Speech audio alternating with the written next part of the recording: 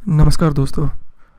आज हम बात करने जा रहे हैं इरिटेबल बाउल सिंड्रोम के बारे में, जिसे हिंदी में हम संग्रहणी भी बोलते हैं। ये एक ऐसी बीमारी है जिसकी वजह से आज बहुत ज़्यादा लोग पीड़ित हैं। और सबसे बड़ी परेशानी इसमें ये है कि लोगों को जानकारी नहीं है कि इसके साथ डील कैसे करना है, किसके पास जाना है, क्या दवाइयाँ लेनी है, क्या परहेज़ रखने हैं, क्या चेंजेस लानी है ज़िंदगी में, जिसकी वजह से इससे आपको आराम मिल पाए। और मैं इंटरनेट पे देख रहा था, हमने देखा कि इसमें काफ़ी सारी इन्फॉर्मेशन तो है, लेकिन ज़्यादातर वो अंग्रेज़ी में है। तो मैंने सोचा कि एक वीडियो इस पे हिंदी में बनाते हैं, जिससे ज़्यादा से ज़्यादा लोगों को इसके बारे में ज्ञान मिल पाए। इसके साथ डील कैसे करना है, इसके साथ चेंजेस कैसे लानी है ज़िंदगी में, इसके साथ क्या क्या उपाय ट्राई कर सकते हैं आप। तो हम उन सब के बारे में बात करेंगे। उम्मीद करता हूँ कि एटलीस्ट कुछ लोगों को इससे फ़ायदा होगा। तो चलिए शुरू करते हैं। तो पहली बात तो अगर हम बात करें नाम की, तो इरिटेबल बाउल सिंड्रोम बेसिकली पेट और आंत की बीमारी है ये। और ये इसमें जो आपके बाउल्स हैं तो वो इरिटेट हो जाते हैं, जिसमें जो आपकी आंत है वो आप ऐसे मान लीजिए कि नाराज़ हो गई या खिंची खिंची सी रहती है, जो उसे आराम नहीं मिलता, जिसकी वजह से कई लक्षण हो सकते हैं जिसके बारे में हम बात करेंगे। सबसे पहले तो हम इसमें सिम्टम्स की बात करते हैं, जो लक्षण हैं इसके। तो लक्षण सारे के सारे ही पेट से जुड़े हुए हैं, जिसमें कि हम बोल सकते हैं कि एक तो पेट में बेचैनी रहना या पीड़ा होना। दूसरा है कि खाने के बाद ज़्यादा तौर पे सूजन रहना पेट में और दर्द रहना। और इसके अलावा जो बहुत ही कॉमन सी लक्षण है वो ये कि या तो किसी को दस्त होता है या किसी को कब्ज़ होती है। और ये ऐसा नहीं है कि एक बार हो गया तो फिर दोबारा नहीं होना, ये बार बार होता रहता है। और जब शुरुआत में आपको ये सारे लक्षण मिलते हैं तो काफ़ी सारे लोग इसमें समझ नहीं पाते कि हो क्या रहा है। कुछ देर तक तो हम नॉर्मल दस्त और कब्ज़ की दवाइयाँ भी लेते हैं, लेकिन वो उससे छुटकारा नहीं मिलता। और मुझे लगता है कुछ लोगों की ये बात देखने को मिली होगी कि अगर हम डॉक्टर के पास जाते हैं तो कई बार वो डॉक्टर ये बोल देते हैं कि ये सब आपके मन में है, जो कि गलत बात है। और अब तो विज्ञान इतना तरक्की कर गया है और दुनिया भर के डॉक्टरों ने इससे कर लिया है कि ये बीमारी मन में नहीं है, ये असल में पेट की बीमारी है, जो मन से ताल्लुक़ रखती ज़रूर है, लेकिन वो मन की बीमारी नहीं है। जिसे हम ऐसे नहीं बोल सकते कि मन में है और अगर मन में नहीं होगा तो आप ठीक हो जाओगे। तो उस बात को अगर आपका भी डॉक्टर ये बोल रहा है तो मैं बोलूँगा कि डॉक्टर, आप अगर आपने कोई चेकअप वगैरह ही कराना तो डॉक्टर बदल लें, क्योंकि उससे एटलीस्ट इस बीमारी के बारे में ज़्यादा पता नहीं है। तो हम अब बात करते हैं कि इसका डायग्नोसिस कैसे होता है, तो निदान कैसे होता है इसका। तो इसमें बेसिकली तो शारीरिक परीक्षा ज़रूर कर लें अपना डॉक्टर से के पास जाके, जिसमें वो ये जान ले कि जो हम बोलते हैं कि फ़िज़िकल प्रॉब्लम जो साफ साफ दिख रही है वो तो आपके पेट में नहीं है। जैसे कि अगर पेट में सूजन है या छाले हो रखे हैं या कोई ऐसी बीमारी है जो आप वो देख के बता सकते हैं कि ये बीमारी है, जिसकी वजह से आपका ट्रीटमेंट हो सकता है। आप इस बीमारी से रिलेटेड आपकी समस्याएं ना भी हों तो आपको आराम आसानी से मिल सकता है। लेकिन मैं ये मानता हूँ कि अगर आप इस बीमारी को यहाँ इंटरनेट पे सर्च कर रहे हैं या इस वीडियो तक पहुँचे हैं तो ज़्यादातर लोगों ने ये टेस्ट वगैरह करवा रखे होंगे, जिसमें अधिकतर तौर पे जो आपका रिज़ल्ट आया होगा वो यही होगा कि उन्हें कुछ खास दिखा नहीं होगा, कुछ ज़्यादा प्रॉब्लम दिखी नहीं होगी आपके पेट में।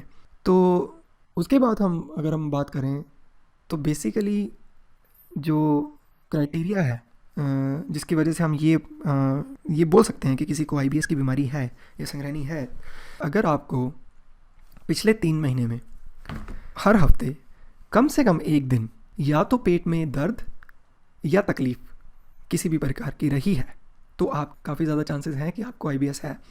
और अगर उससे भी ज़्यादा अगर हम कंफर्म करने की बात करें तो अगर ये दर्द या तकलीफ़ मल त्याग करने के बाद बेहतर हो रही है या इस दर्द या तकलीफ़ के साथ मल की आवृत्ति जो फ्रीक्वेंसी है वो बदल रही है, या इस दर्द और या तकलीफ़ के साथ या तो आपको कब्ज़ या दस्त लग रहे हैं, तो ये काफ़ी ज़्यादा प्रतिशत चांस हैं कि आपको जो बीमारी है वो IBS ही है। अब IBS का कोई ऐसे बोल लीजिए कि सीधा सीधा टेस्ट नहीं है जो आप दे के सीधा सीधा बोल सकें कि किसी भी एक व्यक्ति को IBS की बीमारी है। तो नॉर्मली जो डॉक्टर इससे डायग्नोज करते हैं वो जो हम बोलते हैं एलिमिनेशन से करते हैं। एलिमिनेशन में मतलब कि इस जो आपके सिम्टम है इसके इर्द गिर्द जो और बीमारियां हैं तो उसे चेक करते हैं। तो अगर वो सारी नेगेटिव आती हैं कि वो सारी बीमारियां नहीं हैं और कुछ सिम्टम्स आपके इससे मैच कर जाते हैं ये जो मैं बता रहा हूँ, तो डॉक्टर ये कंक्लूड कर लेते हैं, ये तय कर लेते हैं कि आपको IBS की बीमारी है। अब जो मल की बात करी जाए तो ज़्यादातर अधिकतर लोगों को जो इस बीमारी से पीड़ित हैं उनको मल नॉर्मल नहीं आता होगा। तो ये जो आप देख रहे हैं ये है, इसे बोलते हैं ब्रिस्टल स्टूल चार्ट। तो ये एक चार्ट बनाया गया है जानने के लिए कि किस प्रकार का मल इंसान को आता है, क्योंकि मल आपकी आप सेहत के बारे में काफ़ी कुछ बता सकता है। तो अगर तो जैसे कि यहाँ टाइप 3 और टाइप 4 अगर आप देख रहे हैं तो अगर तो आपका मल इस प्रकार का है तो आप उसे नॉर्मल मानते हैं, और अगर ये किसी और प्रकार का है तो आपकी वो नॉर्मल नहीं है। या तो आपको जैसे लिखा है कि अगर या तो आपके फाइबर की कमी है खाने में, या आपको हल्का सा दस्त है या सीवियर दस्त है, या फिर आपको हल्की सी कब्ज़ है या सीवियर कब्ज़ है। तो ये जो IBS के से पीड़ित लोग होते हैं तो उनको नॉर्मली टाइप 3 या टाइप 4 का मल नहीं आता होता। अब IBS के जो टाइप है उसके बारे में बात करें तो ये 3 टाइप की बेसिकली होती है, जिसमें कि IBS डायरिया दस्त के साथ जुड़ा हुआ, IBS C कॉन्स्टिपेशन कब्ज़ के साथ जुड़ा हुआ, या IBS मिक्स्ड जो M बोलते हैं। तो मिक्स में आपको कभी दस्त लगेगा कभी कब्ज़ रहेगी, कभी दस्त लगेगा कभी कब्ज़ रहेगी। तो अगर ये सिम्टम है तो ये आप मिक्स्ड कैटेगरी में आते हैं। अब हम बात करते हैं कि इसके कारण क्या है, ये होता क्यों है। तो सबसे पहली बात तो मैं बोलूँगा जो लोग थोड़े इमोशनल हैं ज़्यादा, उनको ये बीमारी होने के चांस ज़्यादा होते हैं। उसका कारण ये है कि उनके जो दिमाग का कनेक्शन है अपने पेट के साथ वो काफ़ी सेंसिटिव होता है। तो वो छोटी छोटी जो आप ऐसे बोले मूवमेंट हो रही है अगर पेट में, या गैस पास हो रही है, या खाना पेट के से जा रहा है, या मल पेट के अंदर चल रहा है, तो उसे वो बड़ी आसानी से भांप लेते हैं।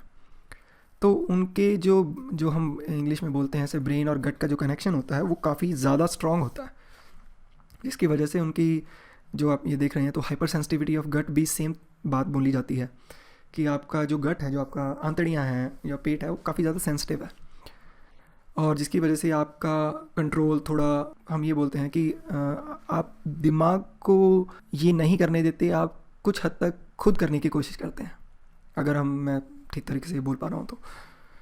दूसरा जो और जो कारण है वो ये है, या तो आपके खाने में इश्यूज़ हैं, या तो आप एक प्रकार का खाना ज़्यादा खाते हैं, जैसे कि आप ज़्यादा मैदा खाते हैं, या आप ज़्यादा जंक फूड खाते हैं, बाहर से तला हुआ ज़्यादा खाते हैं, या आप ऐसे मान लीजिए कि आप खाना आपका प्रॉपर टाइमिंग पे नहीं है, किसी टाइम पे आप बहुत लेट खाते हैं, कभी बहुत जल्दी खाते हैं, और ये बहुत ही रेगुलरली चेंज होता रहता है। वो भी कारण हो सकता है इसका। एक और कारण हो सकता है कि या अगर आपको रिसेंटली कोई बीमारी रही है जिसकी वजह से आपको एंटीबायोटिक्स काफ़ी ज़्यादा देर तक लेने पड़े हों, तो उससे भी हम आगे जाके बात करेंगे। जो गट फ्लोरा होता है, जो गट में जो आपके पेट में बैक्टीरिया होते हैं उसकी तादाद को वो प्रभावित करता है, जिसकी वजह से जो आपका बैलेंस बिगड़ जाता है, जिसकी वजह से आपको ये बीमारी हो सकती है। और इसके अलावा या तो आपके पेट में सूजन है, किसी टाइप की इन्फेक्शन है, सूजन नहीं इन्फेक्शन है, या आपका पेट कुछ प्रकार के जो तत्व है वो बना नहीं पाता जो खाना पचाने में ज़रूरी होते हैं। उसके अलावा अल्कोहल ज़्यादा अब्यूज़ करते हैं, जो ज़्यादा पीते हैं, उसकी वजह से भी हो सकता है। तो ये तो जैसे हमने बात करी है, तो कुछ कारण है IBS होता कैसे है, या इसकी टाइप्स कैसे हैं, या आप ये कैसे जानेंगे कि आपको भी ये बीमारी है।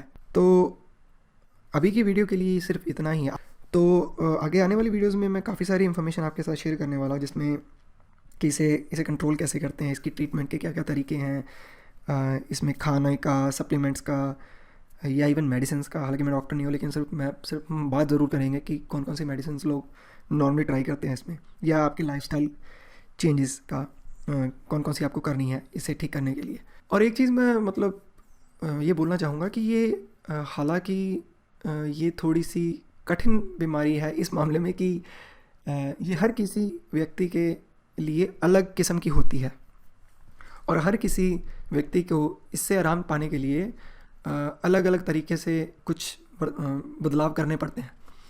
कुछ को कुछ खाने से परहेज़ रखना पड़ता है, कुछ को कुछ दवाइयों से आराम आ जाता है, कुछ लोगों को कुछ और टाइप की टेक्निक्स ट्राई करने से आराम मिलता है।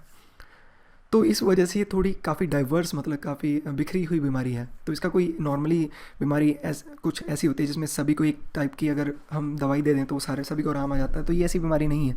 लेकिन इसमें आप हताश मत होइए, आप हार मत मानिए। इससे ट्रीटमेंट है, इसका ट्रीटमेंट है, इससे आराम बिल्कुल मिलता है। तो अगर आपको ये वीडियो या ऐसी इन्फॉर्मेशन मदद करती है तो आप एक आध कमेंट ज़रूर ये छोड़िए कि जानने के लिए आप और किस चीज़ के बारे में जानना चाहते हैं, या आपको भी ऐसे सिम्टम्स हैं, या आप भी इन चीज़ों से आइडेंटिफाई करके बोल सकते हैं अपने यहाँ कि आपको भी ये बीमारी है। और एटलीस्ट उससे मुझे ये पता लगेगा कि ये वाली जो इन्फॉर्मेशन है वो लोगों के काम आ रही है, तो फिर मैं और आगे वीडियोस बनाता रहूँगा आपको हेल्प करने के लिए। तो अभी के लिए इतना ही। आगे वाली वीडियोस में हम और इन सब चीज़ों के बारे में बात करेंगे।